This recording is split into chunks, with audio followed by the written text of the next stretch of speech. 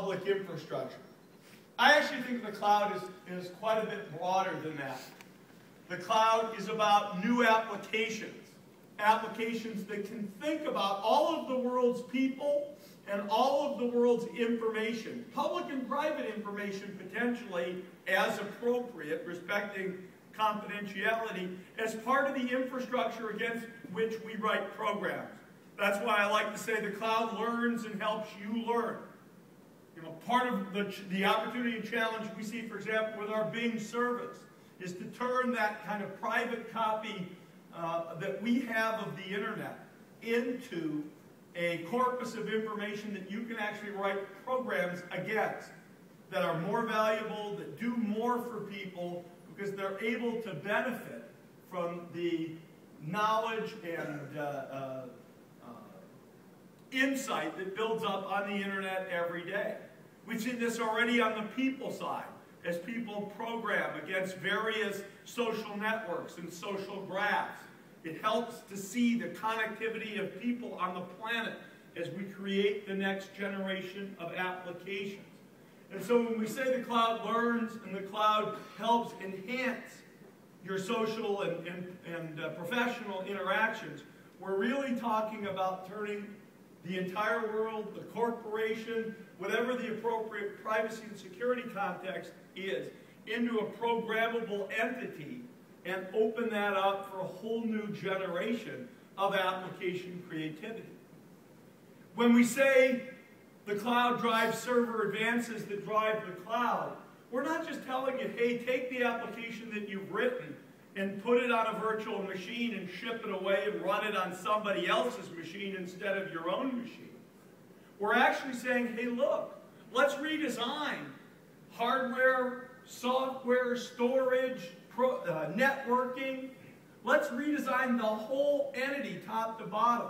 And let's give you the tools to write a new generation of application that's not just a virtual machine that you manage on-premise or off-premise, but a new generation of application where you're not managing the virtual machines. You're not thinking about the hardware. You can write in to your application everything it needs to do to describe itself, to be geo-replicated, to be disaster recover-proof, to be automated and managed with very, very low human requirements.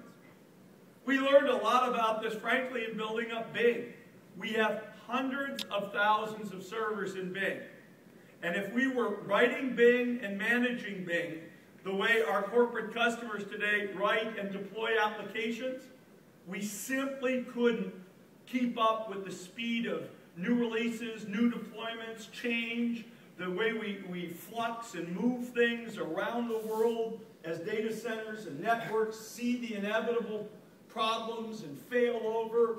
We learned a ton, and we're turning that back into the tools in Windows Azure, in SQL Azure, in Visual Studio to let you do the same thing in the applications that you build.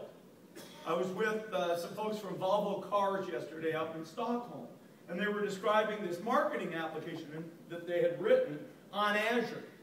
And they said, frankly, we had no clue what the demand would be.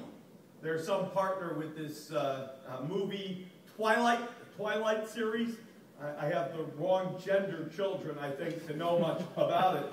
But they weren't sure whether they'd have, 10,000 users or 2 million users.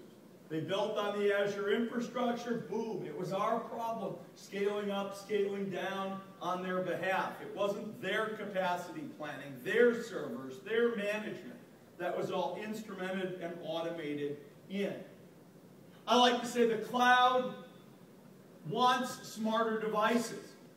There was a theory, maybe 2-3 years ago. The theory was, once we moved to the cloud, it would all be dumb devices talking to all intelligence on the back end.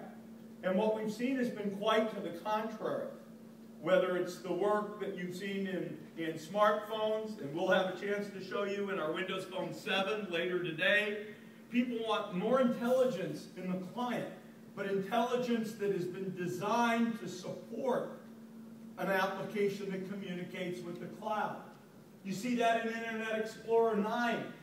Internet Explorer 9 is HTML5 standards-based, but we have integrated with the power of the rich client to accelerate the graphics, to integrate the website as a first-class application type and the Windows user model. That's the cloud wants smarter devices.